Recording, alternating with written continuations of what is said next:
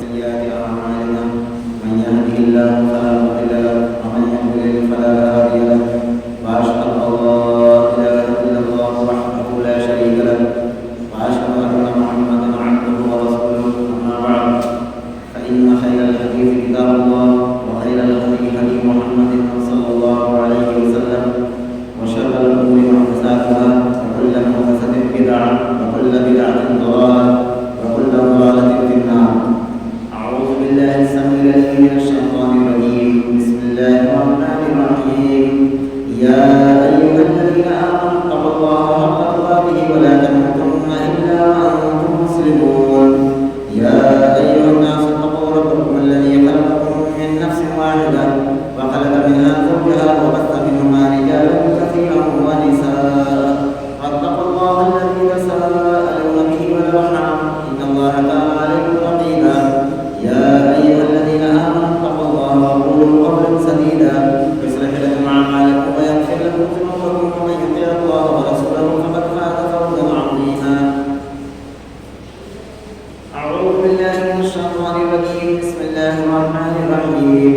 قاف والقرآن المجيد والعجب أن جاءهم منذر منهم فقال الكافرون هذا شيء عجيب أئذا متنا وكنا ترابا ذلك رجع بعيد قد علمنا ما تنقص الأرض منهم وإننا كتاب حفيظ بل كذبوا بالحق لما جاءهم فهم في أمر مريض أفلم ينظروا إلى السماء فوقهم كيف بنيناها وزيناها وما لها من فروج والأرض مددناها وألقينا فيها رواسي وأنبتنا فيها من كل زوج بهيج تبصرة وذكرى لكل عبد منيب.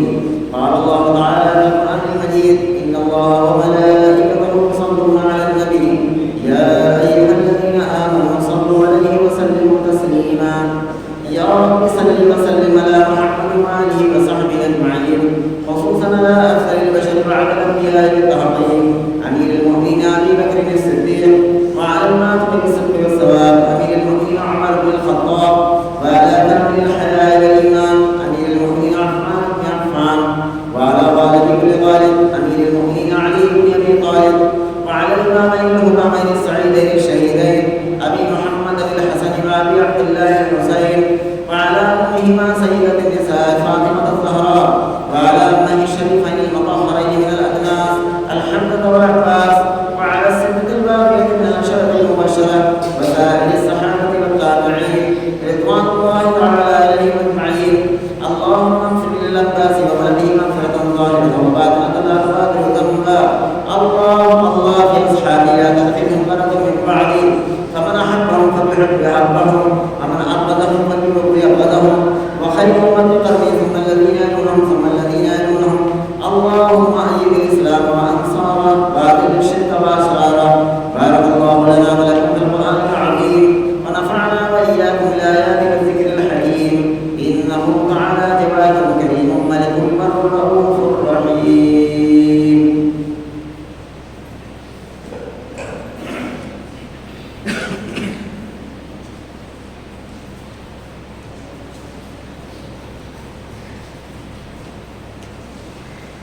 إن الحمد لله نحمده ونستعينه ونستغفره ونعوذ بالله من شرور أنفسنا ومن سيئات أعمالنا من يهده الله فلا مضل له ومن يضلل فلا هادي له وأشهد أن لا إله إلا الله وحده لا شريك له وأشهد أن محمدا عبده ورسوله. أما بعد قال الله تعالى في موازين آخر ووصى بها إبراهيم بنيه ويعقوب يا بني إن الله اصطفى لكم الدين فلا تموتن إلا وأنتم مسلمون. أم كنتم شهداء إذ حضر يعقوب الموت إذ قال لبنيه ما تعبدون من بعدي قالوا نعبد إلهك وإله آبائك إبراهيم وإسماعيل وإسحاق إلها واحدا ونحن له مسلمون. ہر قسم کی حمد و ثنا تعریف و توصیف بڑائی انبیائی لائق اور زیبا ہے صلی اللہ رب العالمین کے لیے جو ہم سب کا خالق و مالک ہے. درود و سلام کے دیش بہا نذرانے ذات مقدسہ مطہرہ پر جو ہم سب کے بیچ رشد و ہدایت بنا کر کے بھیجے گئے جن کا نام نامی اسم گرامی احمد مجتبیٰ محمد مصطفیٰ صلی اللہ علیہ وسلم.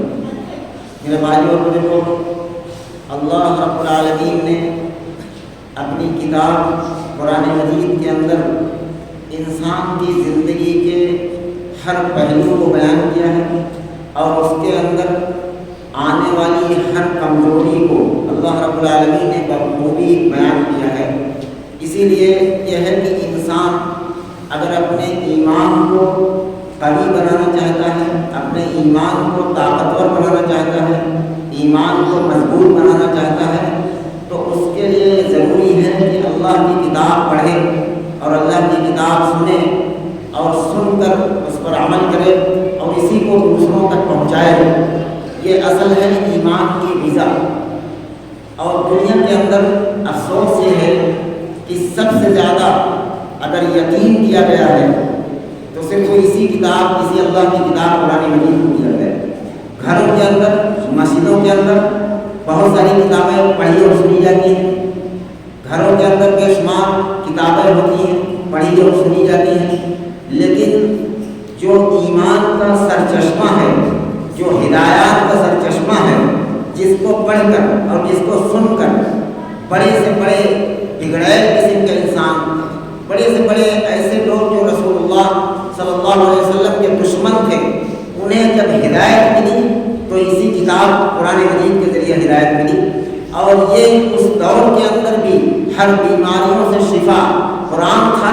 اس دور کے اندر بھی ہماری روحانی بیماریاں جس قدر ہیں، ان تمام بیماریوں کا علاج اللہ رب العالمین نے قرآن مجید کے اندر رکھا ہے۔ اس کے اندر قیامت تک آنے والی بگاڑ کا حل موجود ہے، بگاڑ کا علاج موجود ہے۔ اللہ رب العالمین سے دعا ہے کہ ہم سب کو قرآن مجید کے ایک ایک الفاظ کو سمجھنے اور سمجھانے کی اللہ صحیح معنی میں توفیق عطا فرمائے۔ اس تعلق سے جو دو آیتیں میں نے تلاوت کی ہیں وہ سورہ بقرہ کی آیت نمبر 131 ہے، 132 اور آیت نمبر 133، یہ دو آیتیں میں نے تلاوت کی ہیں۔ اللہ رب العالمین ان دو آیتوں کا مفہوم اور مقصد آج کے خطبے میں ہمیں سمجھنے کی توفیق عطا فرمائے۔ اللہ رب العالمین کا بے انتہا کرم ہے کہ اس نے پچھلے بہت سے پیغمبروں کا ذکر اپنی کتاب کے اندر کیا اور امت مسلمہ کو حقیقت کو سمجھانے کے لیے، سچائیوں کو سمجھانے کے لیے پچھلے پیغمبروں کا، پچھلے رسولوں کا، پچھلے نبیوں کا قرآن مجید کے اندر بکثرت تذکرہ فرمایا۔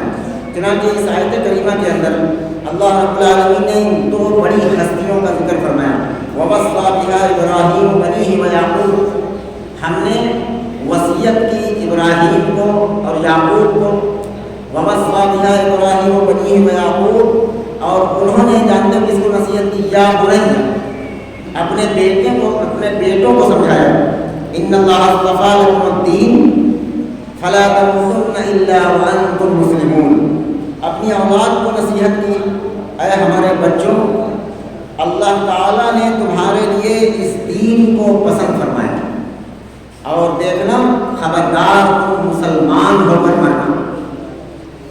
جب قرآن مجید کے اندر یہ کہیں کہا گیا ہے کہ تم فلاں فرقہ بنا کر مرنا دنیا کے اندر، فلاں جماعت اور فلاں پارٹی اور فلاں امام کے پیرو ہو کر دنیا میں مرنا، اللہ نے فرمایا کہ ہم نے پچھلے نبیوں کو بھی یہی وصیت کی ہے۔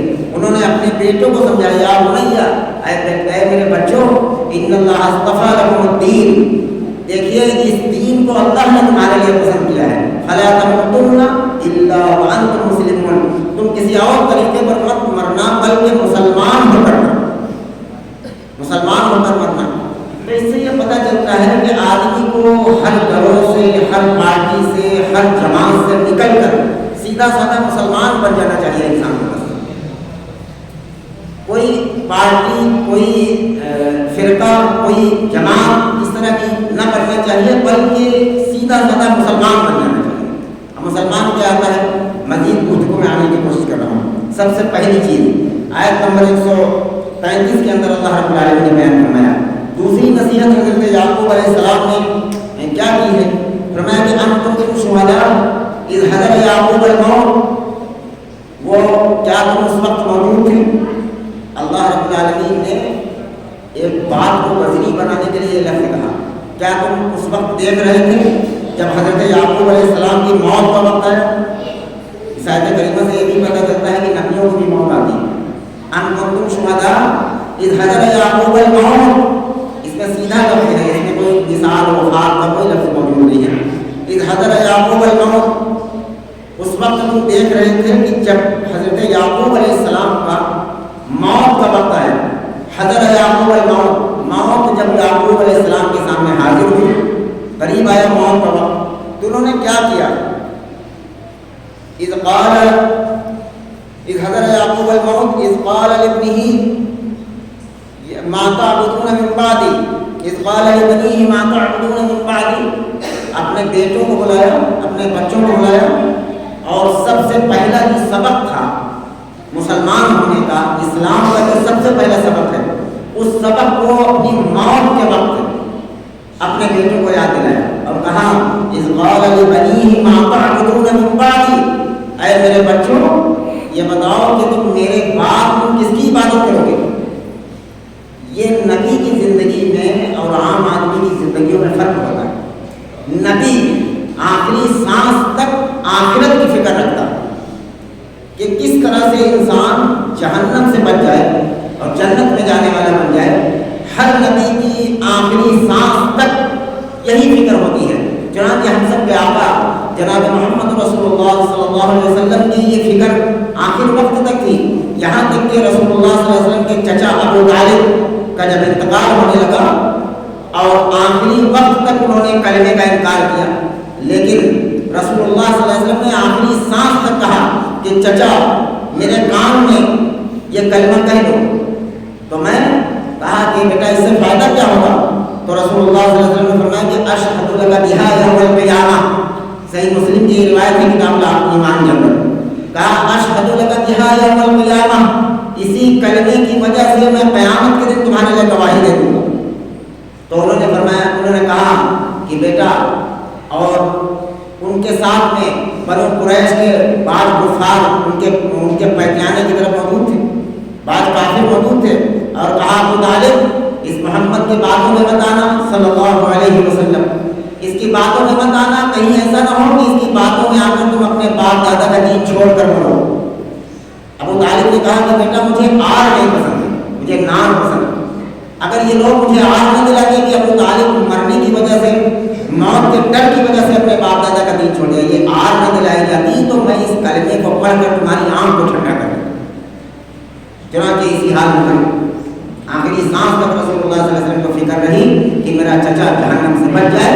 وہ چچا جنہوں نے 48 سال تک رسول اللہ صلی اللہ علیہ وسلم کا ساتھ دیا، 40 سال تک نبوت کے اعلان سے پہلے، بچپن میں آپ پیدا ہوئے آپ صلی اللہ علیہ وسلم تو باپ کا انتقال ہو چکا تھا، ابو طالب نے پالا رسول اللہ صلی اللہ علیہ وسلم کو اور 40 سال تک کفالت کرتے رہے، یہاں تک کہ رسول اللہ صلی اللہ علیہ وسلم نے جب اپنی نبوت کا اعلان کیا 8 سال تک اس میں بھی ساتھ رہے، اور 48 سال کی عمر میں ابو طالب کا انتقال ہوتا ہے، اور رسول اللہ صلی اللہ علیہ وسلم کو کتنی فکر ہوئی ہوگی، اور رسول اللہ صلی اللہ علیہ وسلم اس موت پر جس قدر روئے ہیں، پوری تاریخ رسالت گواہ ہے اس بات کی کہ رسول اللہ صلی اللہ علیہ وسلم نے کسی حادثے پر اتنا نہیں رویا جتنا اپنے چچا ابو طالب کے انتقال پر۔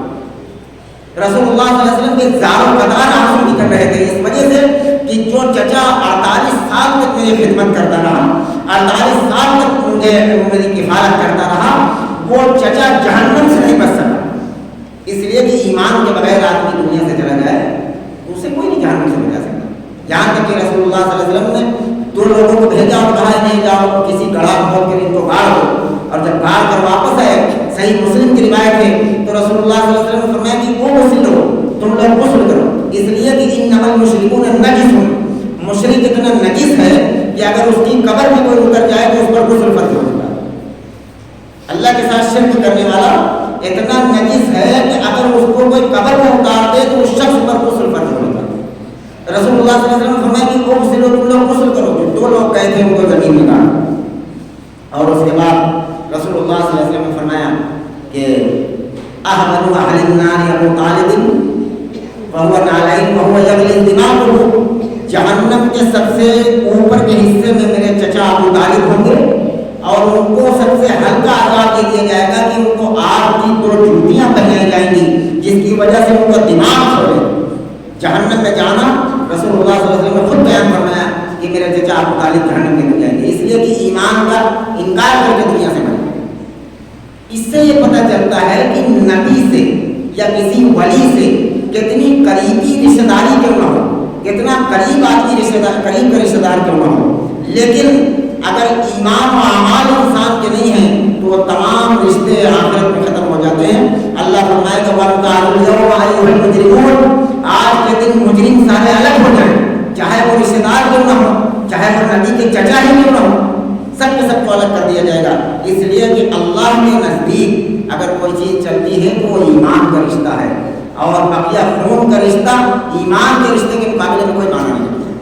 خون کا رشتہ کتنا قریب ہے، رسول اللہ صلی اللہ علیہ وسلم کے چچا ہیں. اب کتنی مرتبہ رسول اللہ صلی اللہ علیہ وسلم نے ابو طالب کو ابا کہا، چچا باپ کے درجے میں آتا.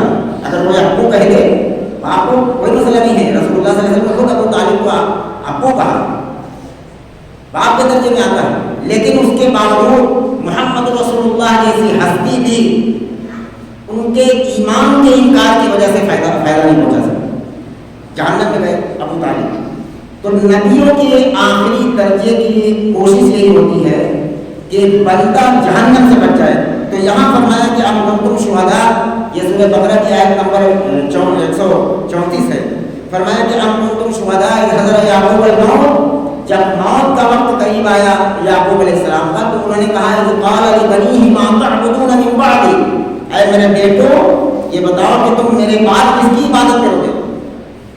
قالوا نعبد، بیٹوں نے کہا ہم اس کی عبادت کریں گے. الہک و الہ آبائک ابراہیم و اسماعیل و اسحاق الہ واحد ونحن لہ مسلمون. ان کے اولادوں نے کہا کہ میرے بعد کہا کہ تو سب نے جواب دیا کہ آپ کے معبود کی اور آپ کے آبا و اجداد حضرت ابراہیم علیہ السلام کی، حضرت اسماعیل علیہ السلام کے اور حضرت اسحاق علیہ السلام کا معبود جو تھا وہی معبود برحق کی ہم عبادت کریں گے اور ہم اس کے فرما بردار رہیں گے، ہم مسلمان رہیں گے آخری سانس تک. اچھا، اس سے یہ پتہ چلتا ہے کہ اگر ہر آدمی کی، جس آدمی کی آخری سانس تک یہ فکر بن جائے کہ میرے بیٹے میرے خاندان کے لوگ جہنم سے کیسے بچ جائیں اور جنت میں جانے والے کیسے بن جائیں، تو سمجھ لیجیے کہ نبیوں والی فکر ہے. اللہ سے دعا کریں کہ اللہ ہمیں نبیوں والی فکر عطا فرما دے، نبیوں والی فکر ہو ہر شخص کے، اپنے بیٹوں کے بارے میں، اپنے خاندان کے بارے میں، اپنے محلے کے بارے میں، اپنے گاؤں کے بارے میں. ایک انسان کے اندر فکر ہو کہ چاہے کوئی مجھے برا بھلا کہے لیکن جہنم سے بچ جائے، کوئی ایسی سچائی، دین کی سچائی اور دین کی حقانیت لوگوں تک پہنچ جائے، بھلے اس کے بدلے میں کوئی برا بھلا کہہ لے لیکن اللہ کرے کہ جہنم سے بچ جائے. یہ نبیوں والی فکر، نبیوں والی فکر. دعا کریں کہ اللہ ہم سب کو کوئی ذرا عطا فرما دے جو ہمارے اندر بھی ایک فکر پیدا ہو. اب آتے ہیں اسی آیت کی طرف واپس. اس میں فرمایا کہ وَوَصَّىٰ بِهَا إِبْرَاهِيمُ بَنِيهِ وَيَعْقُوبُ يَا بَنِيَّ إِنَّ اللَّهَ اصْطَفَىٰ لَكُمُ الدِّينَ. ابراہیم علیہ السلام کو اور یعقوب علیہ السلام کو اللہ نے وصیت کی اور فرمایا کہ تم اپنے بیٹوں کو نصیحت کو کرو. تو انہوں نے اپنے بیٹوں کو نصیحت کی اور کہا ان اللہ اصطفیٰ لکم الدین، بیٹا اللہ نے تمہارے لیے اس دین کو پسند کیا ہے. اچھا، اس کا بدل یہ ہے کہ اگر ہم دیکھیں اپنے اندر ذرا سے جھانک کے، اب اس آیت کریمہ کو ذرا سے اپنے اوپر لیتے ہیں تاکہ ہمارے اندر کچھ کبھی تعلیم ہو، کچھ اللہ کا خوف پیدا ہو. ہمیں اللہ کا دین پسند ہے یا نہیں پسند؟ غور کریں، ہر شخص اپنے اندر جھانک کر دیکھے، کسی دوسرے کی طرف نہیں. ہمیں یہ بیماری بھی پیدا ہوئی جب قرآن کی کوئی آیت آدمی سنتا ہے تو اگل بگل دیکھنے لگتا ہے. یہ اس آیت کا مقصد فلاں آدمی پر سٹ آتی ہے یا فلاں آدمی پر سٹ آتی ہے. سب سے پہلے ہم اپنے اندر جھانک کر دیکھیں کہ یہ برائی ہمارے اندر تو نہیں ہوئی. اللہ کا دین ہمیں کتنا پسند ہے. اللہ نے ہمارے لیے دین اسلام کو پسند کیا، لیکن ہمیں دین کتنا پسند ہے اس بات کا ہر شخص اندازہ لگا سکتا ہے. میرے بھائی اور بزرگوں کو ایک ظاہری طور پر کچھ چیزوں کا میں تذکرہ کرنے کی کوشش کر رہا ہوں. رسول اللہ صلی اللہ علیہ وسلم کو داڑھی پسند ہی نہیں. افسوس کی بات یہ ہے، بات ایک ضمن یاد آ گئی، میں عرض کیا دیتا ہوں ممبر رسول پر اپنے ملک کا پردھان منتری کافر ہونے کے باوجود اس کی داڑھی بڑھتی ہوئی چلی جا رہی ہے، اور پاکستان کا پردھان منتری لا الہ الا اللہ محمد رسول اللہ پڑھنے کے باوجود بھی کلین سے ہے۔ کبھی کبھی اس کو شرم تو آنا چاہیے کہ پڑوسی ملک کا کافر پردھان منتری، اس کی داڑھی بڑھتی ہوئی چلی جا رہی ہے، اس کی زلفیں بھی بڑھتی ہوئی چلی جا رہی ہے، پٹے کی سنت۔ اور عمران خان کو دیکھیے کلین سے۔ کیا اس بات کو مانا جا سکتا ہے کہ دین پسند ہے؟ نام سے نہیں ہوتا میرے بھائی، کام سے ہوتا۔ دین پسند ہے۔ رسول اللہ صلی اللہ علیہ وسلم جس کو داڑھی سے نفرت پیدا ہو جائے، سمجھ لیجیے کہ نبی کے چہرے سے نفرت پیدا ہے۔ آج افسوس یہ کہنا پڑتا ہے کہ مسلمان گھروں کی وہ لڑکیاں، وہ بچیاں جن کے اندر دین کی تعلیم نہ ہونے کی وجہ سے آج حالات ایسے بنے کہ کوئی اچھا دیندار لڑکا اس کے لیے تلاش کرو اور پتہ چلتا ہے کہ وہ داڑھی رکھے ہوئے تو ہمارے گھر کی بچیاں انکار کر دیتی ہیں، اسے نکال دیتی ہیں۔ یہ شرمناک بات نہیں۔ دین ہمیں پسند ہے، یہ نہیں پسند۔ نیت کرو انشاءاللہ دیندار بننا۔ جمعے کے خطبے میں بولنا تو منع ہے، لیکن آپ حضرات دل میں ارادہ کریں کہ انشاءاللہ دیندار بننا۔ اور اس وقت کی صورتحال یہ تھی کہ بڑے بڑے کفار لوگ بھی داڑھیاں رکھتے تھے۔ فرعون کی داڑھی کے بارے میں تذکرہ تو قرآن کے اندر موجود ہے، آپ حضرات سنتے رہتے ہیں۔ فرعون کی داڑھی کو پہنچا تھا حضرت موسیٰ علیہ السلام نے، داڑھی رکھے ہوئے۔ اپنے آپ کو خدا کہلانے والا بھی داڑھی رکھتا ہے، اس لیے کہ ہر دور کے اندر یہ مرد کی شان اور پہچان رہی ہے کہ آدمی اپنے چہرے پر داڑھی رکھے۔ فَلَآمُرَنَّهُمْ فَلَا يُغَيِّرُنَّ خَلْقَ اللَّهِ، سورہ نساء کے اندر یہ آیت موجود ہے کہ اللہ کی تخلیق کو مت بگاڑو۔ اللہ نے جس اللہ نے عورتوں کو داڑھی کو دی، اس لیے مردوں کو دیا ہے تو اس کے پیچھے بھی کوئی مقصد ہے، اس لیے کہ یہ مرد کی پہچان ہے۔ دین اگر ہمیں پسند ہوتا، اللہ نے ہمارے لیے دین پسند کیا ہے تو ہمارے چہروں پر داڑیاں ہوتی۔ نیت کرو انشاءاللہ نبی کا غلام بننا۔ زبان سے نہیں ہوتا کہ ہم غلام مصطفیٰ ہیں یا ہم غلامان محمد پر اپنی جان دے دیں گے۔ چہرے پر داڑھی نہیں رکھ پاتا انسان جان کیا دے۔ نیت کرو انشاءاللہ دھیرے دھیرے انسان اپنے آپ کو بدل سکتا ہے۔ اسی طریقے سے آپ دیکھیں کہ آدمی مسلمان گھر کا مرد ہے اور مسلمان گھر کا نوجوان کپڑا پہنتا ہے اور نیچے کا کپڑا اپنے جوتوں تک پہن لیتا ہے۔ حالانکہ کتنی وعیدیں ہیں، اگر میں اس تعلق سے حدیثوں کو بیان کروں تو آدھا گھنٹہ لگے گا ان حدیثوں کو بیان کریں، جتنی بکثرت احادیث موجود ہیں۔ اس میں سے ایک حدیث میں بیان کرتا ہوں، حضرت ابو ہریرہ رضی اللہ تعالیٰ عنہ روایت ہے، فرماتے ہیں کہ رسول اللہ صلی اللہ علیہ وسلم نے فرمایا کہ ما اسفل من الکعبین من الازار فی النار، ٹخنوں کا جو حصہ پائجامے کے نیچے رہے گا وہ جہنم کے اندر جائے گا۔ صحابہ کرام نے کس قدر اس پر عمل کیا اور کیسا اللہ کا خوف کیا ہے، واقعہ مجھے یاد آ گیا ذہنی طور پر۔ حضرت عمر بن خطاب رضی اللہ تعالیٰ عنہ جب پرچھا لگا، آپ سب یہ جانتے ہیں کہ فجر کی نماز حضرت عمر رضی اللہ تعالیٰ عنہ پڑھا رہے تھے اور اسی نماز میں ان کا دشمن کھڑا ہوا تھا، فیروز نام تھا، اسے ابو لولو کہا جاتا تھا۔ فیروز الف ابو لولو، اس نے پہلی سب سے نکل کر حضرت عمر بن خطاب رضی اللہ تعالیٰ عنہ جو امامت کر رہے تھے ان کے پرچھا ایسے مارا، 3 برچھے مارا کہ حضرت عمر بن خطاب رضی اللہ تعالیٰ عنہ گرے۔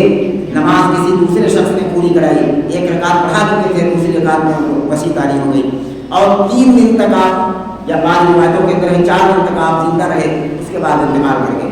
اسی 3 دن کے دوران ایک شخص عیادت کے لیے آتا ہے، عیادت کے لیے، اور حضرت عمر رضی اللہ تعالیٰ عنہ کو دیکھتا ہے تو بڑے تعریفی کلمات کہتا ہے کہ امیر المومنین آپ کو مبارک ہو کہ آپ کے دور حکومت میں بڑی بڑی حکومتیں فتح ہو گئیں۔ عراق، ایران، حضرت عمر بن خطاب رضی اللہ تعالیٰ عنہ کی حکومت میں فتح ہوا تھا۔ اسلام کا جھنڈا عراق، ایران میں حضرت عمر بن خطاب رضی اللہ تعالیٰ عنہ کی حکومت میں گڑا تھا، اور کہا کہ بڑی بڑی حکومتیں، بڑی بڑی سلطنتیں آپ کی حکومت میں فتح ہوئی، اللہ نے آپ سے دین کا بہت کام لیا، آپ نے بہت کام کیا دین کا، تعریفی کلمات کہہ رہا تھا۔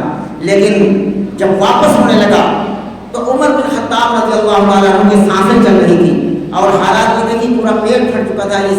آج کل ایسا دور نہیں تھا کہ ٹانکے لگا دیے جاتے، ایک کپڑے سے باندھا جاتا تھا۔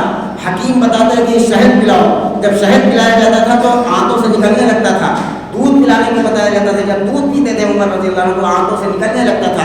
آج جیسے ٹیکنالوجی نہیں تھی، میڈیکل سائنس آج کی طرح نہیں تھا کہ ٹانکے لگا دیے جاتے تھے، اسی حالت میں سانسیں چل رہی تھی۔ وہ آدمی تعریفی کلمات کہہ کر جب جانے لگا تو عمر رضی اللہ عنہ نے کہا کہ ارے بھائی سن، انہوں نے کہا کیا ہے میرے بھائی؟ کہا اپنی لنگی اونچی کرو، اپنی لنگی اونچی کرو، تمہارے ٹکنے بند ہو گئے۔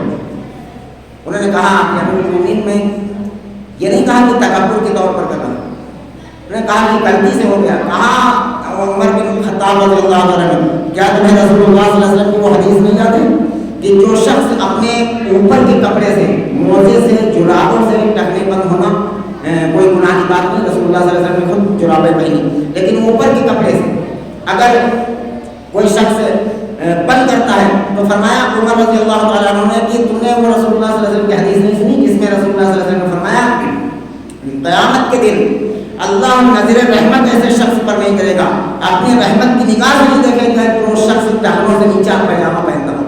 اور پیجامہ کہا جاتا ہے ہر اس چیز کو جو پیروں پر پہنا جائے۔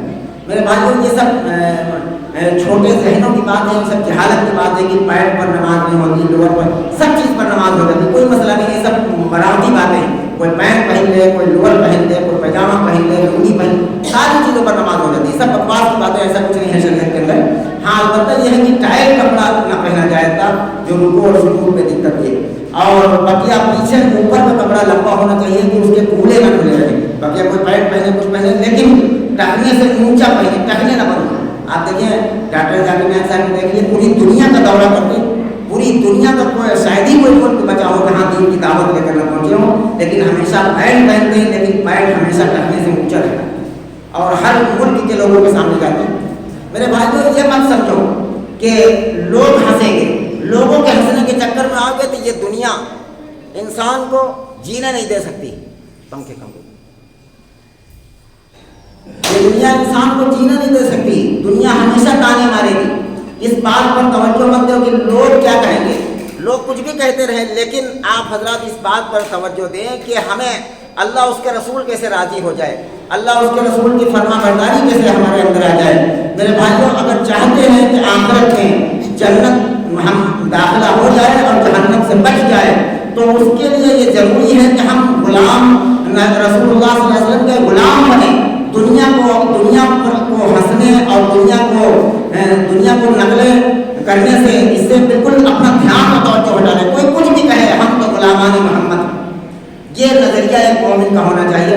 ہمیں کتنا بھی پیروں کے اوپر کپڑا پہننا ہے وہ پیجامے ٹکنے سے منہ پر پہننا، اور رسول اللہ صلی اللہ علیہ وسلم کی یہ بھی حدیث موجود ہے کہ کوئی شخص نماز کے اندر اگر اپنا پیجامہ اس کے پیجامے سے ٹکنے بند ہے تو اس کی نماز نہیں ہوتی۔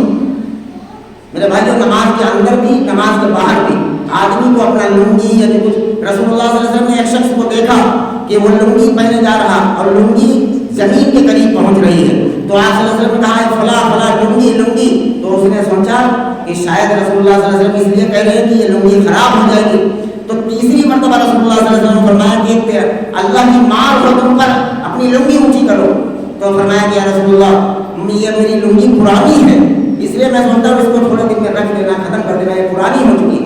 تو کہا میرا مقصد یہ نہیں ہے، اللہ نظر رحمت سے قیامت کے دن نہیں دیکھے گا جو شخص اتنی لمبی لنگی یا پینٹ یا پیجامہ یا لوور کچھ بھی پہن لے جس سے ٹکنے کی ہڈی بند ہو جائے تو یہ حرام ہے، اور اس میں کوئی اختلاف نہیں، پوری امت کا ہر عالم اس بات کو مانتا ہے کہ ٹکنے سے نیچے پہننا حرام ہے۔ اور رسول اللہ صلی اللہ علیہ وسلم کی حدیث ما اسفل من الکعبین من الازار فی النار، بخاری اور مسلم دونوں کے اندر یہ روایت موجود ہے کہ ٹخنوں کا جو حصہ بھی پیجامے کے نیچے رہے گا وہ جہنم کے اندر جائے گا، کچھ بھی پہنے لیکن محمد رسول اللہ کے بتائے ہوئے دائرے سے آگے نہ چلے جائے، دائرے سے باہر نہ نکلے۔ میرے بھائی جو کچھ بھی پہنے، پینٹ پہنے، لوور پہنے، کچھ بھی پہنے، ساری چیزوں کی اجازت ہے، کوئی مسئلہ نہیں ہے شریعت کے اندر، لیکن بس مسئلہ جو کچھ ہے وہ یہ ہے کہ ٹکنے سے نیچے نہ پہنے، ٹکنے سے اوپر پہنے۔ اور دوسری چیز یہ ہے عورتیں اپنے چست کپڑے کے اندر اس بات سے ڈرتی ہیں کہ اگر ڈھیلا ڈھالا پہنا گیا تو لوگ نقلیں کریں گے، لیکن کیا رسول اللہ صلی اللہ علیہ وسلم کو اس وعید کہ رسول اللہ صلی اللہ علیہ وسلم فرمایا کہ قیامت کے قریب عورتیں ننگی ہو کر ٹہلیں گی۔ لوگوں نے پوچھا ننگی ہو کر کیسے؟ کہا وہ ایسا لباس پہنیں گی جس کی وجہ سے ان کا ننگا ہونا ظاہر ہو جائے گا، ان کے جسم کے ہر اعضا، جسم کے ہر عدد تو سے ظاہر ہو جائے گا۔ یہ ننگے پن کا ثبوت ہے، ننگے ہونا۔ اوریا لباس اسی کو کہا جاتا ہے۔ نقاب کی شکل میں اتنی ٹائٹ نقابیں پہنی جانے لگی، اب کوئی عورت اگر ڈھیلا ڈھالا پہنے لوگ اس کی کھنچائی کرتی، نقلیں کرتی، عورتیں نقلیں کرتی۔ میرے بھائیوں، اگر عورتیں اگر جنت میں جانا چاہتی ہیں تو محمد رسول اللہ کی غلامی کریں، اس لیے کہ کسی کو ہنسنے اور کسی کی نقل اٹھانے کے بالکل خوف نہ کریں۔ اس بات پر توجہ دیں کہ ہم اللہ اس کے رسول کے غلام ہیں، ہمیں کوئی کچھ بھی کہہ دے لیکن ہمیں نبی کی غلامی کرنا، نیت کرو انشاءاللہ کہ اسی پر عمل کرنا۔ دوسری چیز یہ ہے کہ جو باتیں جانی جا رہی ہیں ان کو دوسروں تک پہنچانا۔ دین اگر ہم کو پسند ہوتا، اللہ نے ہمارے لیے پسند کیا تو ہم نماز کے پابند ہوتے، ہم نماز کے عادی ہوتے۔ نماز کی طرف جب اذان ہوتی ہے تو ہم دوستوں میں بیٹھے باتیں کر رہے ہوتے، اذان ہوتی ہے تو ہم بستروں پر پڑے ہوتے۔ وہ بسترا پسند ہے یا دوستوں کی گپ شپ پسند ہے یا پھر اللہ کا دین پسند ہے؟ اگر اللہ کا دین پسند ہے تو اللہ رب العالمین نے فرمایا کہ فلا تموتن الا وانتم مسلمون، مسلمان ہو کر مرو، کسی اور طریقے پر مت جاؤ۔ اپنے کپڑوں میں، اپنے لباس میں، اپنی بات چیت میں محمد رسول اللہ کی غلامی۔ اور آخری بات یہ عرض کر رہا ہوں کہ جو باتیں دین کی سنی جائیں وہ دوسروں تک پہنچائی جائیں۔ میرے بھائیوں، پہنچانے کا ایک طریقہ یہ ہے کہ آدمی سمجھے کہ فلاں میرا دوست، فلاں پڑوسی یا فلاں محلے کا آدمی نماز نہیں پڑھتا ہے، اب اگر وہ کہنے سے نہیں، کبھی آدمی محبت سے بلا کر اسے چائے پلا دے، چائے پلانے کے بعد اسے کہا کہ بھائی نماز پڑھو، اور کہنے کے لیے سب سے پہلے اپنی کمی بیان کرو، تاکہ ورنہ فوراً آدمی چڑھ لیتا، ارے اپنے کو دیکھو 4 دن میں نماز پڑھنے لگے۔ تو پہلے اپنی کمی بیان کرو کہ بھائی ہم بھی نماز کے پابند نہیں تھے لیکن ہم نے سوچا کہ نماز پڑھنی چاہیے، تم بھی چلا کرو۔ تو اسی طریقے سے آدمی اگر اس نیت سے کسی کو ایک چائے پلائے گا، یا عورت اپنے گھر میں بلا کر کسی ایک عورت کو ایک چائے پلائے گی اس نیت سے کہ ہمیں اسے دین کی دعوت دینا ہے، تو یہ چائے بھی صدقہ ہے، اس چائے کا یہ صدقہ جاریہ ہے، اللہ رب العالمین اس کا اجر دے گا۔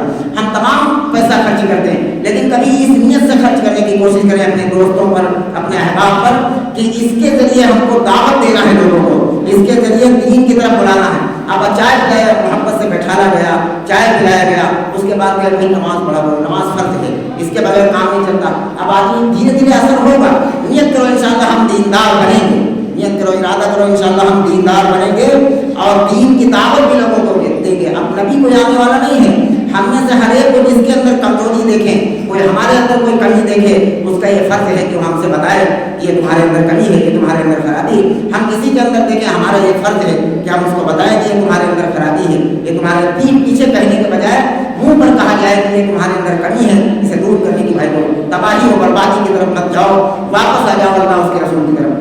یہ انہیں چند کلمات سے میں آج کے خطبے کو ختم کر رہا ہوں۔ اللہ رب العالمین سے دعا ہے کہ جو باتیں کہیں سنی جائے اللہ ہم سب کو اس پر عمل کی توفیق عطا فرما دے۔ یا رب العالمین ہم سب کو جب تک زندہ رکھے اسلام پر، جب موت دیجیے تو ایمان پر خاتمہ نصیب فرما۔ یا رب العالمین اپنی اور اپنے رسول کی سچی پکی محبت نصیب فرما، اپنی اور اپنے نبی کی سچی پکی اطاعت نصیب فرما۔ یا رب العالمین اپنے نبی کی سچی پیروی نصیب فرما۔ شیطان کے مکر فریب سے پوری امت کی حفاظت فرما، لوگوں کے فریب سے پوری امت کی حفاظت فرما۔ یا رب العالمین یہاں جو لوگ مرد عورتوں میں سے جو تمنائیں جو خواہشیں لے کر آئی ہیں، یا رب العالمین ہر جائز خواہش کو پوری فرما دیجیے، ہر جائز تمنا کو پوری فرما دیجیے، مختلف قسم کی بیماریوں سے ہم سب کی حفاظت فرما۔ یا رب العالمین پوری امت کو نگاہ کرم سے دیکھ لیجیے، اپنے کرم سے قبول فرما دیجیے۔ صلی اللہ علیہ وسلم عباد اللہ رحمۃ اللہ یأمر بالعدل والإحسان وإيتاء ذي القربى وينهى عن الفحشاء والمنكر والبغي يعظكم لعلكم تذكرون اذكروا الله العظيم الجليل يذكركم ويغفر لكم ولذكر الله تعالى